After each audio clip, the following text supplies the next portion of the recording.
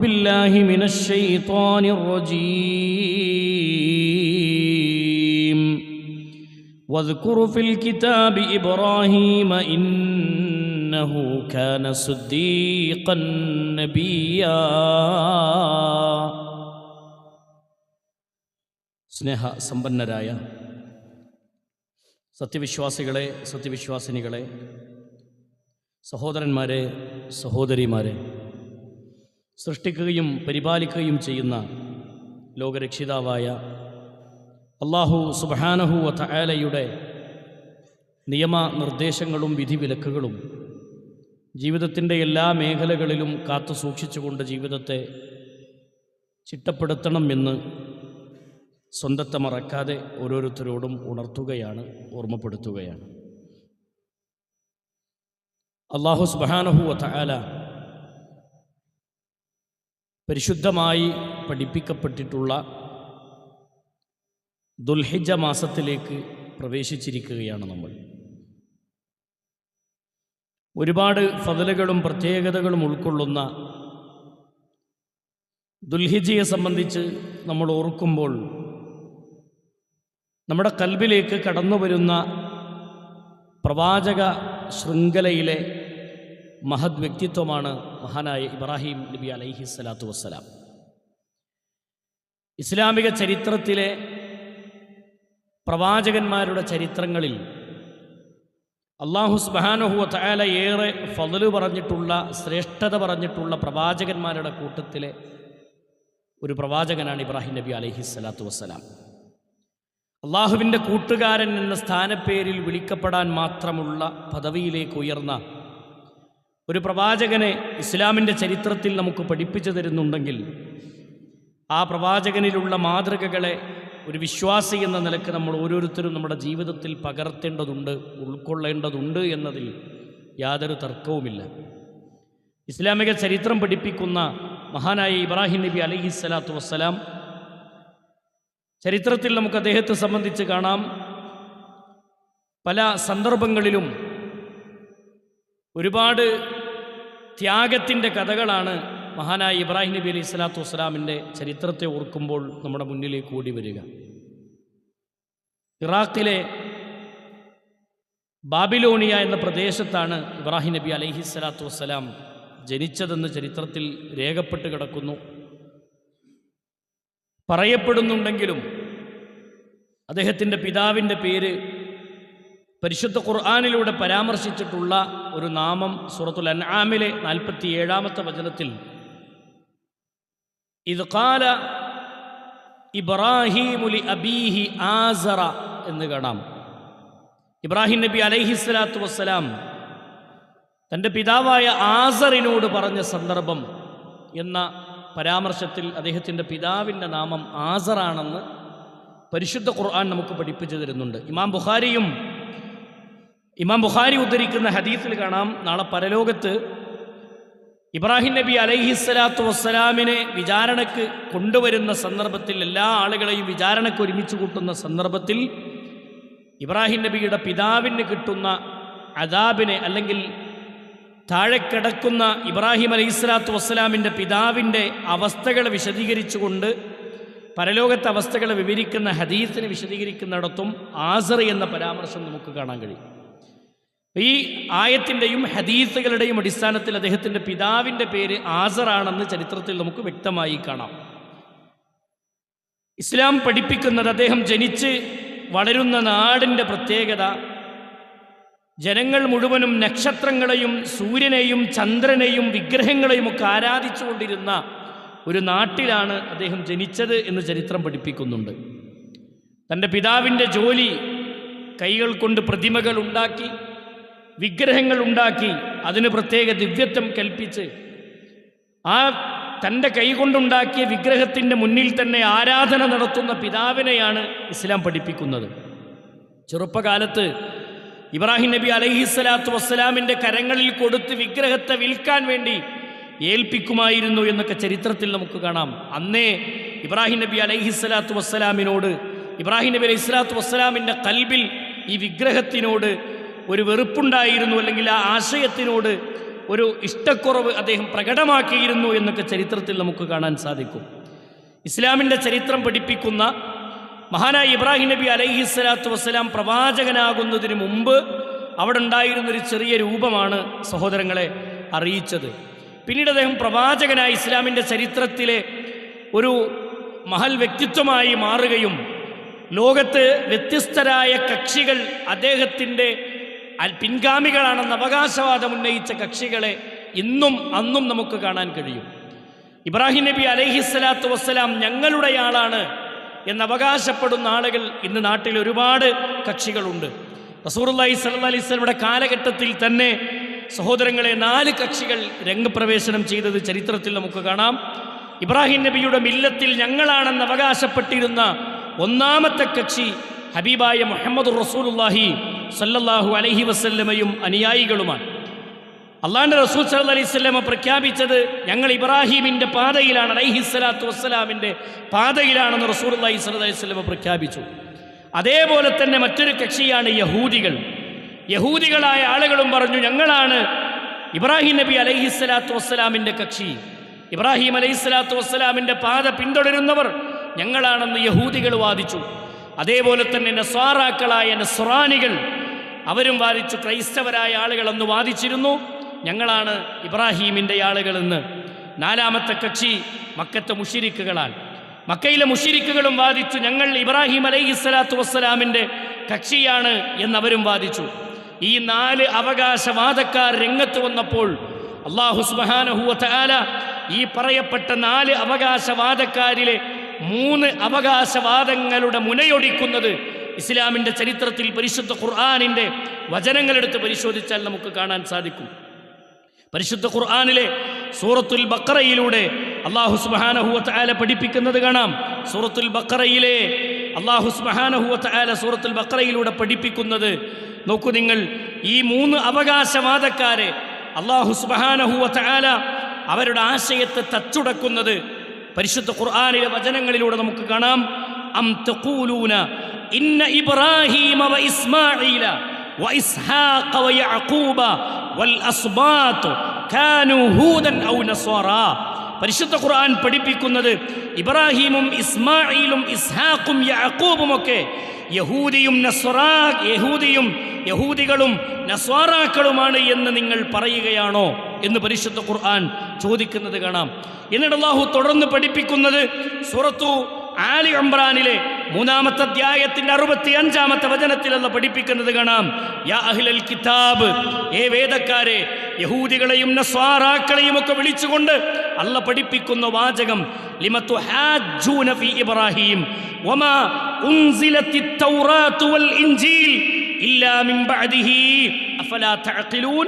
പരിശുദ്ധ ഖുർആൻ ചോദിക്കുകയാണ്, വേദക്കാരെ, യഹൂദികളെ, നസ്വാറാക്കളെ, ഇബ്രാഹീം നബിയുടെ വിഷയത്തിൽ നിങ്ങൾ എന്തിനാണ് തർക്കിക്കുന്നത്? നിങ്ങൾ എന്തിനാണ് ഇബ്രാഹീമിൻ്റെ വിഷയത്തിൽ തർക്കിക്കുന്നത്? ഇബ്രാഹീം ഞങ്ങളുടെ ആളാണെന്ന് യഹൂദികളെ, നസ്വാറാക്കളെ നിങ്ങൾ എന്തിനാണ് തർക്കിക്കുന്നത്? എന്നിട്ട് പരിശുദ്ധ ഖുർആൻ ചോദിക്കുന്ന ചോദ്യം, ആ പ്രവാചകന്റെ കാലശേഷമല്ലേ തൗറാത്തും ഇഞ്ചീലും ഇറക്കപ്പെട്ടത്?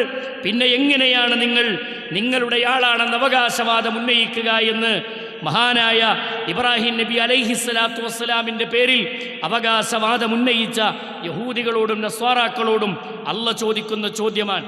നിങ്ങളുടെ ആളാണെന്ന് പറയാൻ എന്തവകാശമാണ് നിങ്ങൾക്കുള്ളത് എന്ന് ചോദിക്കുകയാണ് പരിശുദ്ധ ഖുർആൻ. നോക്കൂ നിങ്ങൾ, 3 അവകാശവാദങ്ങളെ തച്ചുടക്കുന്നിടത്ത് പരിശുദ്ധ ഖുർആനിലെ 3-ാമത്തെ അധ്യായം അതിൻ്റെ 76-ാമത്തെ വചനത്തിൽ യഹൂദികളോടും നസ്വാറാക്കളോടും മക്കയിലെ മുശ്രിക്കുകളോടടക്കം അല്ല പറയുന്ന വാക്ക് ആരാണ്? ഇബ്രാഹിം നബി അലൈഹിസ്സലാത്തു വസ്സലാം. മാ കാന ഇബ്രാഹീമു യഹൂദിയ്യൻ വലാ നസ്റാനിയ്യാ വലാകിൻ കാന ഹനീഫൻ മുസ്ലിമാ വമാ കാന മിനൽ മുശ്രിക്കീൻ. ആരാണ് ഇബ്രാഹിം നബി അലൈഹിസ്സലാത്തു വസ്സലാം എന്ന് പരിശുദ്ധ ഖുർആൻ പഠിപ്പിക്കുകയാണ്. മാ കാന ഇബ്രാഹീമു യഹൂദിയ്യൻ വലാ നസ്റാനിയ്യാ. ഇബ്രാഹിം യഹൂദിയോ നസ്രാനിയോ ആയിട്ടില്ല. അദ്ദേഹം ആരായിരുന്നു? വലാകിൻ കാന ഹനീഫൻ മുസ്ലിമാ. അദ്ദേഹം മുശ്രിക്കുകളിൽ പെട്ടവനുമല്ല, മറിച്ച് ആരാണ്? ഹനീഫൻ മുസ്ലിമാ, അദ്ദേഹം ഒരു മുസ്ലിമായി ജീവിച്ച വ്യക്തിത്വമാണ്. അദ്ദേഹം മുസ്ലിമാണ്. വമാ കാന മിനൽ മുശ്രിക്കീൻ, മുശ്രിക്കുകളുമായി യാതൊരു ബന്ധവുമില്ലാത്ത വ്യക്തിത്വമാണ്. അപ്പൊ മക്കത്തെ മുശ്രിക്കിന്റെ ആശയവും തച്ചുടച്ചു. യഹൂദികളുടെയും നസ്വാറാക്കളുടെയും വാദങ്ങളെയും അല്ല തച്ചുടക്കുകയാണ്. എന്നിട്ട് അല്ല പഠിപ്പിക്കുന്നത് വലാകിൻ കാന ഹനീഫൻ മുസ്ലിമാ, അദ്ദേഹം ഒരു മുസ്ലിമായിരുന്നു എന്ന് പരിശുദ്ധ ഖുർആൻ പഠിപ്പിക്കുന്ന നമുക്ക് കാണാം. അപ്പോൾ ഇബ്രാഹിം നബി അലൈഹി സ്വലാത്തു വസ്സലാമിൻ്റെ ഇബ്രാഹിം നബിയുടെ ആളുകളാണെന്ന് പറഞ്ഞ് അവകാശവാദം ഉന്നയിച്ച് വന്നവരെ അല്ലാഹു സുബ്ഹാനഹു വ തആല തന്നെ വ്യക്തമായി നിങ്ങളുടെ കൂട്ടത്തിൽപ്പെട്ടവനല്ല ഇബ്രാഹിം നബി അലൈഹി സ്വലാത്തു വസ്സലാം ഒരു മുസ്ലിമായി ജീവിച്ച വ്യക്തിത്വമാണ് എന്ന് പരിശുദ്ധ ഖുർആനിലെ 3-ാമത്തെ അധ്യായം 67-ാമത്തെ വചനത്തിൽ അല്ലാഹു പഠിപ്പിക്കുന്ന വാചകമാണ് സഹോദരങ്ങളെ. ഇനിയും നമുക്ക് കാണാം പരിശുദ്ധ ഖുർആനിലെ 3-ാമത്തെ അധ്യായം 68-ാമത്തെ വചനത്തിൽ അല്ലാഹു പഠിപ്പിക്കുന്നത് ഇന്ന ഔലന്നാസ് ബി ഇബ്രാഹീമ ലല്ലദീന തബഉ വഹദൻ നബിയു വല്ലദീന ആമനു വല്ലാഹു വലിയുൽ മുഅ്മിനീൻ. ഇബ്രാഹീമിനോട് ഏറ്റവും അടുത്തു നിൽക്കുന്നവർ ആരാണ്? ഇസ്ലാമിക കക്ഷികൾ രംഗപ്രവേശനം ചെയ്തവരുണ്ട്. നമ്മുടെ നാടുകളിൽ ഇസ്ലാമിൻ്റെ കക്ഷികൾ തന്നെ വ്യത്യസ്ത ആദർശങ്ങളും ആശയങ്ങളും സ്വീകരിച്ച ആളുകളുണ്ട്. നമ്മുടെ നാട്ടിൽ എല്ലാ മുസ്ലിങ്ങളും പറയാ ഞങ്ങളാണ് ഇബ്രാഹിമിൻ്റെ ആളുകളെന്ന്. എല്ലാ സംഘടനാവാദങ്ങൾ ഉന്നയിച്ച് വരുന്നവരും അവകാശപ്പെടുക ഞങ്ങളാണ് ഇബ്രാഹിം അലൈഹിസ്സലാത്തു വസ്സലാമിൻ്റെ ആളുകളെന്നാണ്.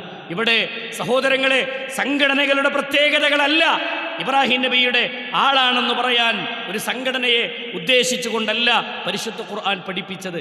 മറിച്ച് ഇബ്രാഹിം അലൈഹിസ്സലാത്തു വസ്സലാമിൻ്റെ ആളാണെന്ന് അല്ലെങ്കിൽ ആ മില്ലത്തിലാണെന്ന് പറയാൻ കഴിയുന്നത് ആർക്ക് മാത്രമാണ്? അങ്ങനെയുള്ള അവകാശവാദങ്ങൾ ഉന്നയിക്കാൻ കഴിയുന്നത് ആർക്കു മാത്രമാണ്? ഇന്ന ഔലന്നാസ് ബി ഇബ്രാഹീമ ലല്ലദീന തബഉ, ഇബ്രാഹീമിനോട് ഏറ്റവും അടുത്തു നിൽക്കുന്നവർ ആ പ്രവാചകന്റെ ആദർശം പിൻപറ്റുന്നവരെയാണ്. ആ പ്രവാചകന്റെ ആദർശം പിൻപറ്റുന്നവർക്കാണ് എന്ത് പറയാൻ പറ്റുള്ളൂ? ഇബ്രാഹിം അലൈഹിസ്സലാത്തു വസ്സലാമയുടെ ആള് ഞങ്ങളാണെന്ന് അവകാശവാദം ഉന്നയിക്കാൻ കഴിയുന്നവർ ആര് മാത്രമാണ്? ഇബ്രാഹിം നബി അന്ന് പഠിപ്പിച്ച ആദർശം സ്വീകരിച്ചവർക്ക് മാത്രമേ അതിനുള്ള അവകാശമുള്ളൂ എന്ന് പരിശുദ്ധ ഖുർആൻ പഠിപ്പിക്കുന്നത് വ്യക്തമായി നമുക്ക് കാണാം. 3-ാമത്തെ അധ്യായം 68-ാമത്തെ വചനം വഹദൻ നബിയു, ഈ നബിയും അതായത് മുഹമ്മദുർ റസൂലുള്ളാഹി സ്വല്ലല്ലാഹു അലൈഹി വസല്ലമയും വല്ലദീന ആമനു, ആ പ്രവാചകനിൽ വിശ്വസിക്കുകയും ചെയ്തവർ വല്ലാഹു വലിയുൽ മുഅ്മിനീൻ, പരിശുദ്ധ ഖുർആൻ പഠിപ്പിക്കുന്നത് നമുക്ക് കാണാം. നോക്കൂ നിങ്ങൾ, ഇബ്രാഹിം അലൈഹിസ്സലാത്തു വസ്സലാമിൻ്റെ ആളുകൾ ആരാണെന്ന് പറയാൻ പരിശുദ്ധ ഖുർആൻ വ്യക്തമായി പഠിപ്പിക്കുകയാണ്. ഒന്ന്, ഇബ്രാഹിം നബി അലൈഹിസ്സലാത്തു വസ്സലാമിൻ്റെ ആദർശം സ്വീകരിച്ചവരാണ്, അങ്ങനെ വാദം ഉന്നയിക്കാൻ അവകാശമുള്ളവർ. 2, ആ ആശയം സ്വീകരിച്ച ആളുകൾ ആരൊക്കെയാണെന്ന് രക്തചുരുക്കമായി ഖുർആൻ പഠിപ്പിക്കുന്നത് വഹദൻ നബിയു വല്ലദീന ആമനു, ഈ നബി അതായത് പ്രവാചകൻ സല്ലല്ലാഹു അലൈഹി വസല്ലം മുഹമ്മദുർ റസൂലുള്ളാഹി സല്ലല്ലാഹു അലൈഹി വസല്ലമയും ആ റസൂലിൽ വിശ്വസിച്ചിട്ടുള്ള മുഅ്മിനീങ്ങളും, ഇവർക്ക് മാത്രമേ ആ വാദം ഉന്നയിക്കാൻ സാധിക്കുകയുള്ളൂ. കാരണം ഇബ്രാഹിം നബിയുടെ മില്ലത്തിനെ അതേപോലെ പിൻപറ്റിപ്പോന്ന വ്യക്തിത്വമാണ് മുഹമ്മദുർ റസൂലുള്ളാഹി സല്ലല്ലാഹു അലൈഹി വസല്ലം. ഇനി നമ്മൾ മനസ്സിലാക്കേണ്ട ഏറ്റവും പ്രധാനപ്പെട്ട വിഷയം, ഇബ്രാഹിം നബി അലൈഹിസ്സലാത്തു വസ്സലാമയുടെ ആദർശം അതുപോലെ സ്വീകരിച്ചു എന്ന് ഇന്ന് നമ്മുടെ നാട്ടിൽ അവകാശവാദം ഉന്നയിക്കാൻ കഴിയും ആർക്കു മാത്രം? നമ്മളെടുത്ത് പരിശോധിക്കണം. കെട്ടി ഉയർത്തിയ ഖബറുകളുടെ മുന്നിൽ ചെന്ന് ആരാധിക്കുന്ന, ലാ ഇലാഹ ഇല്ലല്ലാഹ് നാവുകൊണ്ട് മാത്രം പ്രഖ്യാപിക്കുകയും ഖൽബിന്റെ ഉള്ളിൽ ലാ ഇലാഹ ഇല്ലല്ലാഹയുടെ ആശയം സ്വീകരിക്കുകയും ചെയ്യാതിരിക്കുന്ന ആളുകളെ സംബന്ധിച്ച് എടുത്ത് പരിശോധിച്ചു നോക്കൂ നിങ്ങൾ. ഇബ്രാഹിം നബി അലൈഹിസ്സലാത്തു വസ്സലാം വമാ കാന മിനൽ മുശ്രിക്കീൻ, അദ്ദേഹം മുശ്രിക്കുകളുടെ കൂട്ടത്തിൽപ്പെട്ടവനല്ല എന്ന് അള്ളാഹു വ്യക്തമായി പഠിപ്പിക്കുന്നു. ഇവിടെ മുശ്രിക്ക് എന്ന പദം എന്താണ്? ശിർക്ക് എന്ന വാചകം സഹോദരങ്ങളെ അള്ളാഹ്ക്ക് പങ്കു ചേർക്കുന്ന വ്യക്തിയായിരുന്നില്ല ഇബ്രാഹിം നബി അലൈഹിസ്സലാത്തു വസ്സലാം. ഏത് ഘട്ടത്തിലും അള്ളാഹനെ മാത്രം വിളിച്ച് പ്രാർത്ഥിക്കണമെന്ന് ലോകത്തോട് ഉറക്കെ വിളിച്ചു പറഞ്ഞ വ്യക്തിത്വമാണ് ഇബ്രാഹിം നബി അലൈഹിസ്സലാത്തു വസ്സലാം. അത് പറഞ്ഞതിൻ്റെ പേരിൽ ത്യാഗങ്ങൾ അനുഭവിക്കേണ്ടി വന്ന വ്യക്തിത്വമാണ്, പ്രയാസങ്ങൾ അനുഭവിക്കേണ്ടി വന്ന വ്യക്തിത്വമാണ് ഇബ്രാഹിം നബി അലൈഹിസ്സലാത്തു അലൈഹിസ്സലാത്തു വസ്സലാം.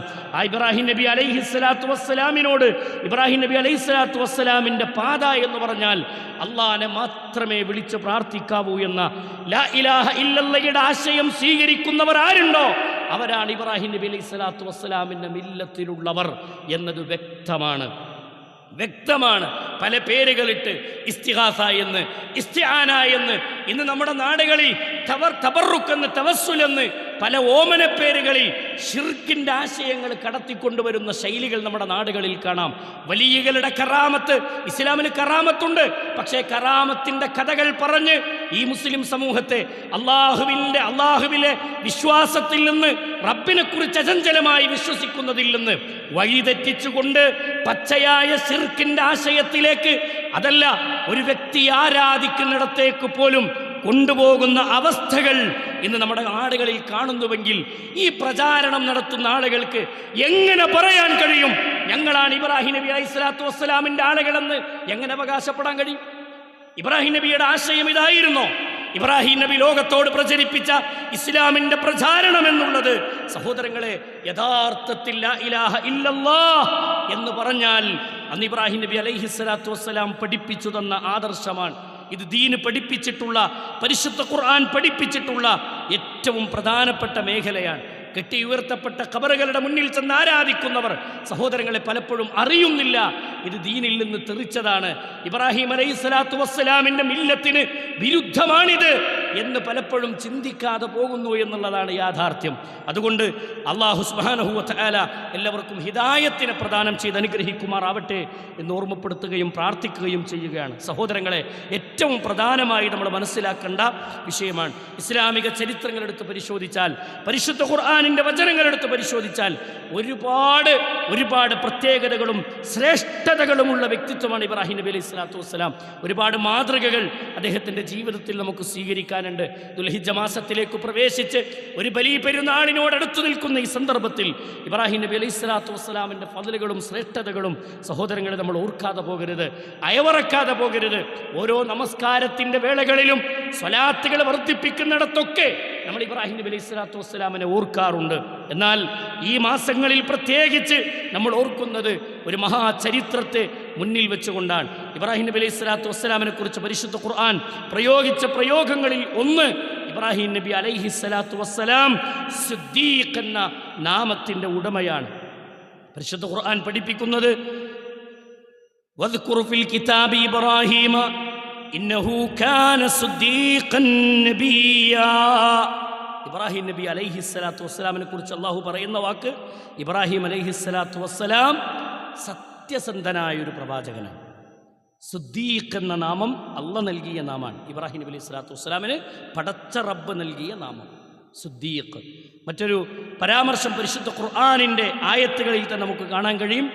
ഉമ്മത്ത് എന്ന സ്ഥാനപ്പേരുള്ള വ്യക്തിത്വമാണ് മഹാനായ ഇബ്രാഹിം നബി അലൈഹി സ്വലാത്തു വസ്സലാം.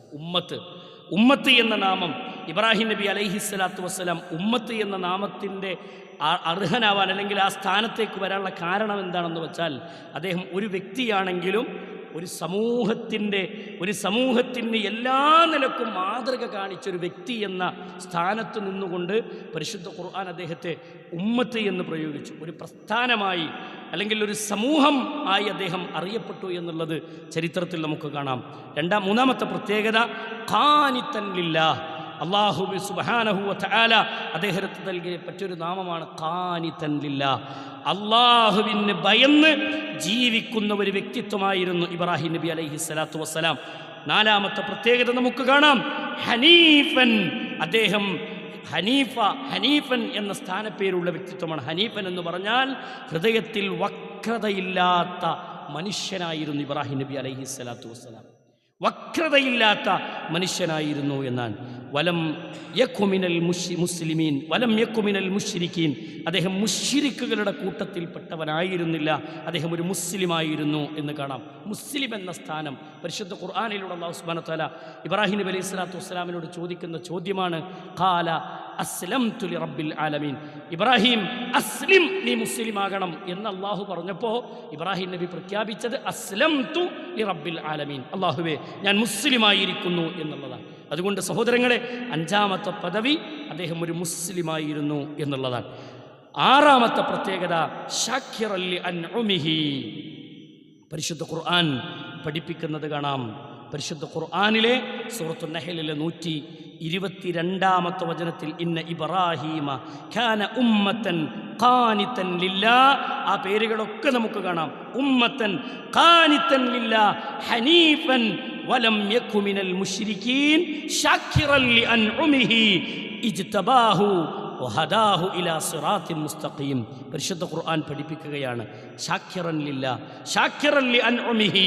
അദ്ദേഹം പിന്നെ അനുഗ്രഹങ്ങൾക്ക് കീഴൊതുങ്ങിയ വ്യക്തിത്വമാണ്. ഇബ്രാഹിം നബിയുടെ പ്രത്യേകത എന്ന് പറഞ്ഞാൽ അള്ള നൽകിയ മുഴുവൻ അനുഗ്രഹങ്ങളോടും ശുക്ർ കാണിച്ച് ആ അനുഗ്രഹങ്ങളിലേക്ക് കീഴൊതുങ്ങിയ ഒരു വ്യക്തിത്വമാണ് മഹാനായ ഇബ്രാഹിം നബി അലൈഹിസ്സലാത്തു വസ്സലാം എന്ന് ചരിത്രത്തിൽ നമുക്ക് കാണാം. അതുപോലെ തന്നെ ഇബ്രാഹിം നബി അലൈഹിസ്സലാത്തു വസ്സലാമിന് വഫ എന്നൊരു നാമപ്പേര് പരിശുദ്ധ ഖുർആൻ തന്നെ പഠിപ്പിക്കുന്ന നമുക്ക് കാണാം. ഇബ്രാഹിം അല്ലദീ വഫ. എന്താ വഫ എന്നുള്ള പദം? കരാറുകൾ പൂർത്തീകരിച്ച പ്രവാചകൻ എന്നാണ്. കരാറുകൾ പൂർത്തീകരിച്ച വ്യക്തിത്വം. വഫ എന്ന നാമപ്പേര് അള്ളാഹു നൽകിയതാണ്.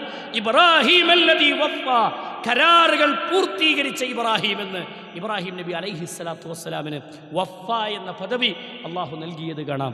ഖലീലുല്ലാഹ്, അള്ളാഹുവിൻ്റെ കൂട്ടുകാരൻ എന്ന പരിശുദ്ധ ഖുർആനിലൂടെ അള്ളാഹു സുബ്ഹാനഹു വ തആല അള്ളാഹു ഇബ്രാഹിം നബി അലൈഹി സ്വലാത്തു വസ്സലാമിനെ വിളിച്ച മറ്റൊരു പേരാണ്. നിങ്ങൾ നോക്കൂ, ഈ നാമങ്ങളിലൊക്കെ ഒരർത്ഥമുണ്ട്, ഒരാശയമുണ്ട്, ഒരു ചരിത്രത്തിലെ മാതൃകകളുണ്ട്. ഈ മാതൃകകൾ സ്വീകരിക്കാനാണ് നാം പരിശ്രമിക്കേണ്ടത്. ഇവിടെ നോക്കൂ നിങ്ങൾ, വഫ എന്ന നാമം ഇബ്രാഹിം നബി അലൈഹി സ്വലാത്തു വസ്സലാമിൻ്റെ ജീവിതത്തിൽ ഏറ്റവും മർമ്മപ്രധാനമായ ഒരു ചരിത്ര സംഭവം അല്ലേ? ഇന്ന് നമ്മളെല്ലാവരും ഓർക്കുന്ന ഒരു ബലി പെരുന്നാളിനോടനുബന്ധിച്ച് ബലി കർമ്മങ്ങളിലേക്ക് നമ്മൾ കാലെടുത്തു വെക്കുമ്പോൾ അല്ലാഹു സുബ്ഹാനഹു വ തആല ഇബ്രാഹിം നബി അലൈഹിസ്സലാത്തു വസ്സലാമിന് നൽകിയ സന്താനത്തെ ബലിയറുക്കാൻ വേണ്ടി അള്ളാഹ് കൽപ്പിക്കുകയാണ് സ്വപ്നത്തിലൂടെ. പ്രവാചകന്മാരുടെ സ്വപ്നം എന്നുള്ളത് സഹോദരങ്ങളെ പല സന്ദർഭങ്ങളിലും വഹയ്യാണ് അല്ലേ? ആ വഹയിനെ പ്രവാചകന്മാർക്ക് സ്വപ്നത്തിലൂടെ അല്ലാഹു സുബ്ഹാനഹു വ തആല പല കാര്യങ്ങളും അറിയിച്ചു കൊടുക്കുന്നത് സഹോദരങ്ങളെ വഹയ്യായി അറിയിച്ചു കൊടുക്കുന്ന സംഭവങ്ങളുണ്ട്. ഇബ്രാഹിം നബി അലൈഹിസ്സലാത്തു വസ്സലാമിനോട് അല്ലാഹു പറഞ്ഞു, ഇബ്രാഹിം നിന്റെ സന്താനത്തെ അറുക്കണം. ഈ സന്താനത്തെ അള്ളാഹ് നൽകിയത് എപ്പോഴാണ്? പ്രായമായി വാർദ്ധക്യത്തിലെത്തിയിട്ടാണ് ഒരു കുട്ടിനെ കിട്ടണത്. എന്നിട്ട് ആ കുഞ്ഞിനെ അറുക്കാൻ വേണ്ടി അള്ളാഹു കൽപ്പിക്കുന്നത് പരിശുദ്ധ ഖുർആനിൽ പഠിപ്പിക്കുന്നുണ്ട്. അല്ലാഹു സുബ്ഹാനഹു വ തആല പറയാണ്, നീ നിന്റെ മകനെ അള്ളാഹ്ക്ക് വേണ്ടി ബലിയെറുക്കണം എന്നാണ്. ബലിയെറുക്കാൻ വേണ്ടി ഇബ്രാഹിം നബി അലൈഹി സ്വലാത്തു വസ്സലാം തൻ്റെ മകനോട് അനുവാദം ചോദിക്കുമ്പോൾ ആ മകൻ ഇബ്രാഹിം നബി അലൈഹി സ്വലാത്തു വസ്സലാമിനോട് പ്രതികരിച്ച പ്രതികരണം, പാപ്പ നിങ്ങൾ അള്ളാഹ് കൽപ്പിച്ചത് എന്താണോ അത് നിങ്ങൾ നടപ്പിലാക്കിക്കൊള്ളിന്നാണ്. അത് നിങ്ങൾ നടപ്പിലാക്കിക്കൊള്ളിന്ന റബ്ബിൻ്റെ കൽപ്പനകൾ എന്തോ അത് നിങ്ങൾ നടപ്പിലാക്കുക. ഇൻഷാ അല്ലാഹ് നമുക്ക് സ്വർഗത്തിൽ ക്ഷമാലുക്കളുടെ കൂട്ടത്തിൽ നമുക്ക് കണ്ടുമുട്ടാം വാപ്പാ എന്ന് ഉപ്പയോട് പ്രതികരിക്കുന്ന ഒരു സ്വാലിഹായ സന്താനം സഹോദരങ്ങളുടെ ചരിത്രത്തിൽ കാണാം. കിടത്തി വാപ്പാന്റെ മുഖം ദുഃഖത്തിൽ ആണ്ടുപോകാതിരിക്കാൻ, വാപ്പ പിന്മാറാതിരിക്കാൻ ചിരിഞ്ഞു കിടന്നു കൊടുക്കുന്ന മകനെ ചരിത്രത്തിൽ നമുക്ക് കാണാം. കഴുത്തിലേക്ക് കത്തിവെക്കുന്ന സമയത്ത് അള്ളാഹു വഹയിറക്കുന്നത്, ഇബ്രാഹിം നീ കരാറുകൾ പൂർത്തീകരിച്ചിരിക്കുന്നു, ഇബ്രാഹിം പകരം നീ ഒരു ബലിമൃഗത്തെ അറുക്കണമെന്ന പരിശുദ്ധ ഖുർആനിലെ വചനം നമുക്ക് കാണാം. അള്ളാഹ് കൽപ്പിച്ചത് മകനെ മാറ്റി പകരം ഒരു ബലിമൃഗത്തെ അറുക്കുന്നത്, ഒരാടിനെ അറുക്കുന്നത് ചരിത്രത്തിൽ നമുക്ക് കാണാൻ സാധിക്കും. റസൂൽ കരീം സല്ലല്ലാഹു അലൈഹി വസല്ലമയും പരിശുദ്ധ ഖുർആനും ആ ചരിത്രത്തെ ഓർത്തുകൊണ്ടാണ് ബലി പെരുന്നാളിൻ്റെ ദിവസം ഉദ്ഹിയ്യത്തിലേക്ക് നമ്മൾ കാലെടുത്തു വെക്കാറുള്ളത്. ഉദ്ഹിയ്യത്ത് എന്നത് ഒരു മഹത്തരമായ പ്രവർത്തനമാണ്. നമ്മുടെ നാടുകളിൽ സഹോദരങ്ങളെ ഉദ്ഹിയ്യത്ത് കർമ്മത്തിലേക്ക് നമ്മുടെ ജീവിതത്തിൽ നമുക്ക് റബ്ബ് തന്ന നിഅമത്തുകൾ എത്രയോ ഉണ്ടെങ്കിലും ആ നിഅമത്തുകളിൽ നിന്നൊരു വിഹിതം മാറ്റിവെച്ച് തൻ്റെ മകൻ്റെ കഴുത്തിൽ കത്തിവെച്ച് അള്ളാന്റെ കൽപ്പന പാലിച്ച് വഫ എന്ന സ്ഥാനപ്പേരിലേക്ക് ഉയർന്ന ഒരു പരിപൂർണമായ മുസ്ലിമായി ജീവിച്ച ഇബ്രാഹിം നബി അലൈഹിസ്സലാത്തു വസ്സലാം അള്ളാഹ്ക്ക് കീഴ്പ്പെട്ടത് മകനെ അറുക്കാൻ കൽപ്പിച്ചപ്പോൾ പോലും മനസ്സിന്റെ ഉള്ളിൽ ആ കൽപ്പനയ്ക്ക് വിരുദ്ധമായി ചിന്തിക്കാത്ത പ്രവാചകനായിരുന്നുവെങ്കിൽ ആ ഇബ്രാഹിം നബിയുടെ മാതൃക ഉൾക്കൊണ്ടു എന്ന് പറയുന്ന നമ്മുടെ ജീവിതത്തിൽ സഹോദരങ്ങളെ നമ്മുടെ പോക്കറ്റിലുള്ള പണം ചെലവഴിച്ച് ഒരു ഉദ്ഹിയ്യത്തിലെ ഒരു ബലിമൃഗത്തെ വാങ്ങി അറുക്കാനുള്ള നിർദ്ദേശം അല്ലാഹ് നൽകിയപ്പോൾ അതുപോലും ചിന്തിക്കാനോ അതിലേക്ക് ആലോചിക്കാൻ പോലും ഇതുവരെ ചിന്തിച്ചിട്ട് പോലും ഇല്ലാത്ത ആളുകൾ നമ്മുടെ നാടുകളിലുണ്ട്. ഞാൻ ഉദ്ഹിയ്യത്ത് അറുക്കെ, നമ്മുടെ വീട്ടിലെ പണികൾ നടക്കുന്നു, നമ്മുടെ ആവശ്യങ്ങളെല്ലാം നമ്മൾ നിർവഹിക്കുന്നു. പക്ഷേ ഒരു വർഷത്തിൽ ഒരു ഉദ്ഹിയത്തിന് വേണ്ടി ഒരു ചെറിയ തുക, ഒരു ഷെയറെങ്കിലും 7 ആളുകൾ കൂടുന്നിടത്ത് ഞാനൊരു വിഹിതം എൻ്റെത് കൊടുക്കണമെന്ന് നീയത്താക്കിയാൽ നടക്കൂലേ സഹോദരങ്ങളെ? നടക്കും. എന്നാലും നമ്മളെ മനസ്സിലേക്കുണ്ട് ഇറങ്ങണില്ല എന്നുള്ളതാണ് പ്രശ്നം. എവിടെയാണ് നമ്മൾ ഇബ്രാഹിം അലൈഹി സ്വലാത്തു വസ്സലാമിനെ പിൻപറ്റിയത്? എവിടെയാണ് നമ്മൾ മുസ്ലിമായത്? എവിടെയാണ് നമ്മൾ അള്ളാഹ്ക്ക് കീഴൊതുങ്ങിയ ഒരു വ്യക്തിത്വമായി നമ്മൾ മാറിയത് എന്ന് നമ്മൾ സ്വയം നമ്മുടെ കൽബിനോട് ചോദിക്കണം. ഇബ്രാഹിം അലൈഹി സ്വലാത്തു വസ്സലാമിൻ്റെ ഈ പദവികളൊക്കെ അള്ളാഹു നൽകിയതും അള്ളാഹു സുബ്ഹാനഹു വ തആല അദ്ദേഹത്തിന് നൽകിയ സ്ഥാനങ്ങളുമാണ്. ഒരുപാട് മാതൃകകൾ ഇബ്രാഹിം നബി അലൈഹി സ്വലാത്തു വസ്സലാമിൻ്റെ ചരിത്രത്തിൽ നിന്ന് നമുക്ക് ഉൾക്കൊള്ളാനും പഠിക്കാനുമുണ്ട്. ആ മാതൃകകൾ തിരിച്ചറിയുക, ഒരു പൂർണ്ണമായ ഇബ്രാഹിം അലൈഹി സ്വലാത്തു വസ്സലാമിൻ്റെ മില്ലത്തിൽ അടിയുറച്ച് മുന്നോട്ട് പോകുന്ന യഥാർത്ഥ വിശ്വാസികളാകാൻ വേണ്ടി നമ്മൾ പരിശ്രമിക്കുക. അതിനുവേണ്ടി റബ്ബിനോട് പ്രാർത്ഥിക്കുക. അല്ലാഹു സുബ്ഹാനഹു വ തആല കാര്യങ്ങൾ മനസ്സിലാക്കാൻ തൗഫീഖ് നൽകി അനുഗ്രഹിക്കുമാറാവട്ടെ.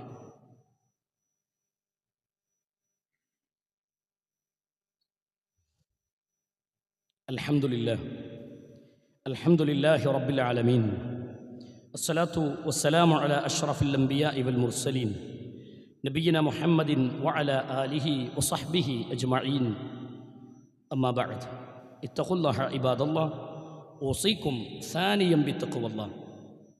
അല്ലാഹു സുബ്ഹാനഹു വ തആലയുടെ നിയമനിർദ്ദേശങ്ങളും വിധിവിലക്കുകളും ജീവിതത്തിൻ്റെ എല്ലാ മേഖലകളിലും കാത്തു സൂക്ഷിച്ചുകൊണ്ട് ജീവിക്കണമെന്ന് ഒരിക്കൽ കൂടി എല്ലാവരോടും ഉണർത്തുകയാണ്, ഓർമ്മപ്പെടുത്തുകയാണ്.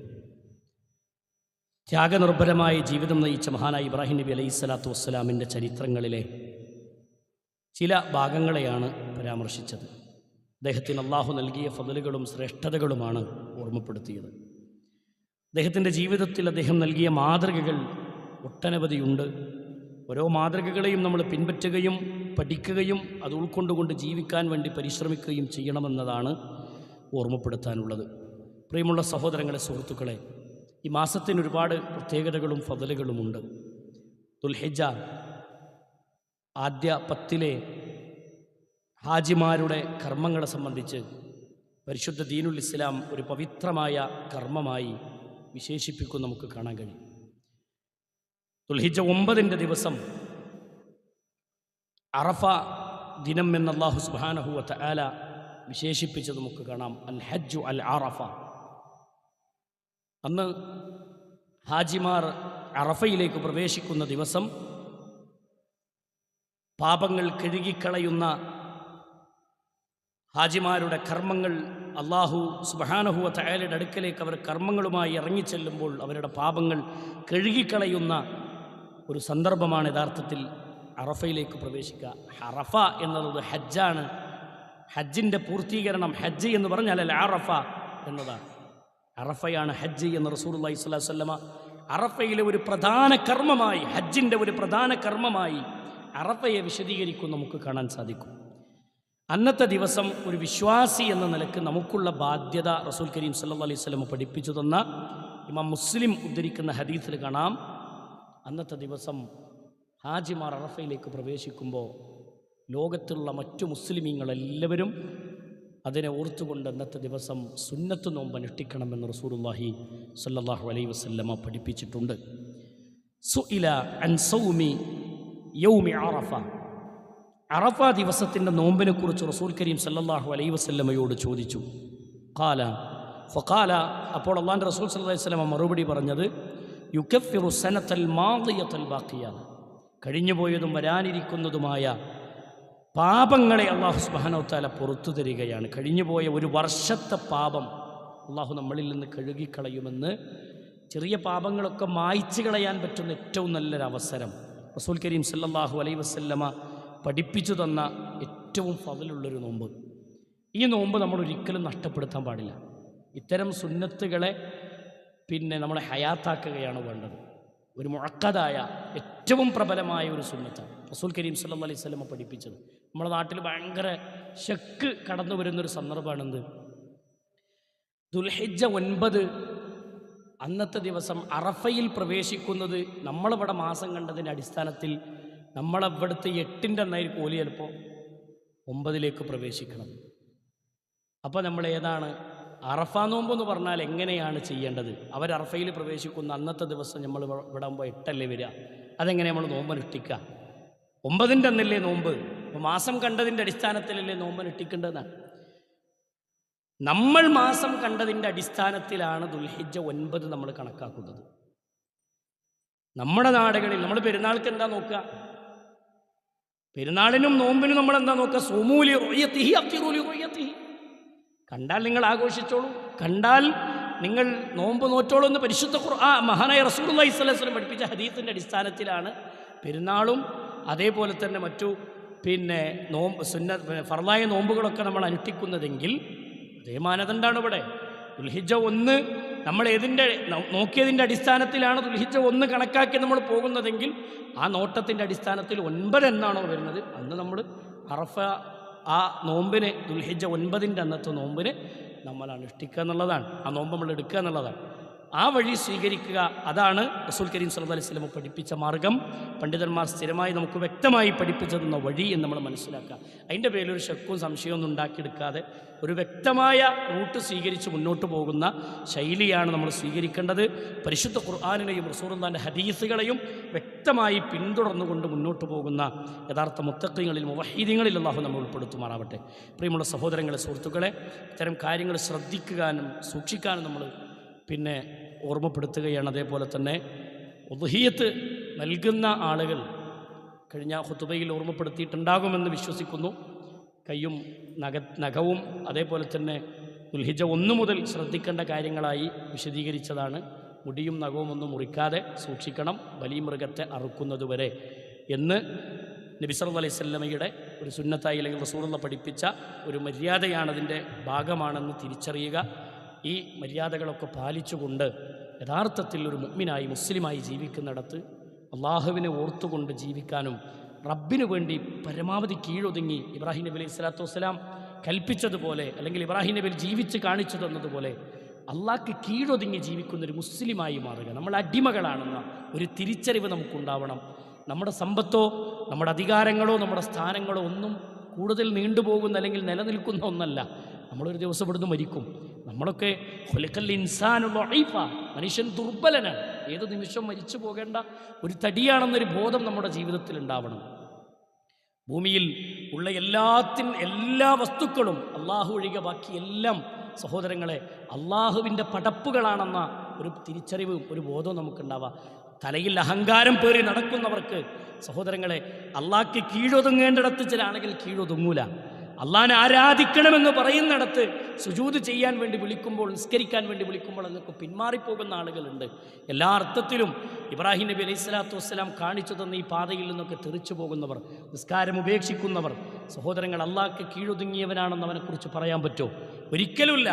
അള്ളാഹ്ക്ക് ശുക്ർ കാണിക്കാൻ, അള്ളാഹുവിനോട് കാര്യങ്ങൾ പറഞ്ഞ് പ്രാർത്ഥിക്കാൻ, അല്ലെങ്കിൽ അള്ളാഹ് കൽപ്പിച്ച ഫർളായ നമസ്കാരത്തിൽ പോലും ശ്രദ്ധ കാണിക്കുന്ന ആളുകളല്ല എങ്കിൽ നമ്മുടെ പരലോകത്തിൻ്റെ അവസ്ഥ എന്താണ്? നമ്മൾ അള്ളാഹ്ക്ക് കീഴൊതുങ്ങേണ്ട രൂപത്തിൽ ഒതുങ്ങിയിട്ടുണ്ടോ എന്ന് നമ്മൾ പരിശ്രമിക്കുക. മുസ്ലിമായി ജീവിക്കാൻ വേണ്ടി സഹോദരങ്ങളെ പരമാവധി തഖ്വയിൽ അധിഷ്ഠിതമായി ജീവിക്കാൻ വേണ്ടി പരിശ്രമിക്കുക. ഇബ്രാഹിം നബി അലൈഹി സ്വലാത്തു വസ്സലാമിൻ്റെ മില്ലത്തിൽ അടിയുറച്ചു പോകുന്ന, പ്രത്യേകിച്ച് ആദർശത്തിൻ്റെ കാര്യത്തിൽ ശ്രദ്ധ പാലിച്ച് മുന്നോട്ട് പോകുന്നവരുടെ കൂട്ടത്തിൽ അള്ളാഹു നമ്മെ ഉൾപ്പെടുത്തി അനുഗ്രഹിക്കുമാറാവട്ടെ. അല്ലാഹുമ്മ ഗഫിർ ലിൽ മുഅ്മിനീന വൽ മുഅ്മിനാത്ത് വൽ മുസ്ലിമീന വൽ മുസ്ലിമാത്ത് അൽഅഹ്യാഇ മിൻഹും വൽ അംവാത്ത് ഇന്നക മുജീബു ദഅവാതി യാ ഖാദിയൽ ഹാജാത്ത്. اللهم أعز الإسلام والمسلمين وأذل الشرك والمشركين. اللهم أعز الإسلام والمسلمين وأذل الشرك والمشركين. اللهم أعز الإسلام والمسلمين وأذل الشرك والمشركين ودمر أعداءك وأعداء الدين.